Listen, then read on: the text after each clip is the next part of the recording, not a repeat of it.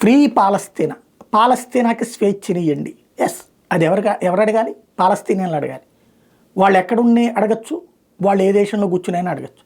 వాళ్ళు ఎందుకు పారిపోయారు, శరణార్థులుగా పారిపోయారని. బాగుంది. ఎవరి నుంచి వాళ్ళకి స్వేచ్ఛనియ్యాలా? ఇజ్రాయెల్ నుంచి. ఇజ్రాయెల్ ఏమైనా వెళ్ళి ఆక్రమించుకుందా? ఇజ్రాయెల్ మీదకి దాడికి వెళ్ళింది ఎవరు?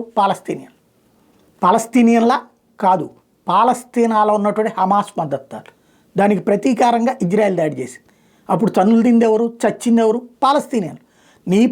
నీ పక్కలో తీవ్రవాదిని పెట్టుకుని వాడి నుంచి రక్షణ, వాడిని నువ్వు తీవ్రవాదం చేయకురా, నువ్వు వాడి మీదకి వెళ్ళినప్పుడు వాళ్ళు నా మీదకి వస్తాడరా అని కాకుండా వీడు మాత్రం తీవ్రవాదులు పక్కన కూర్చుంటాడు, అవతలోడు వచ్చి దాడి చేస్తే అబ్బోబే అయ్యయ్యో అని చెప్తుంటాడు అనమాట. దొంగ ఏడుపులు ఏడుస్తుంటాడు.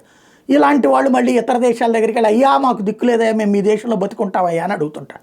సరే, వాళ్ళు ఉద్యమం చేశారన్న ఒక అర్థం ఉంది. అది వదిలేసి ఇప్పుడు తాజాగా అమెరికాలో కూర్చుని పాలస్తీనాకి స్వేచ్ఛ కావాలి, ఇజ్రాయెల్ చెర నుండి విడిపించండి, లేకపోతే పాలస్తీనా మీద దాడి చేయడానికి వీల్లేదు, పాలస్తీనా మీద యుద్ధం చేయడానికి వీల్లేదు అంటూ నినదించినటువంటి వాళ్ళందరినీ, ఫ్రీ పాలస్తీనా అన్న నినాదం ఇప్పుడు అమెరికాలో బ్యాన్.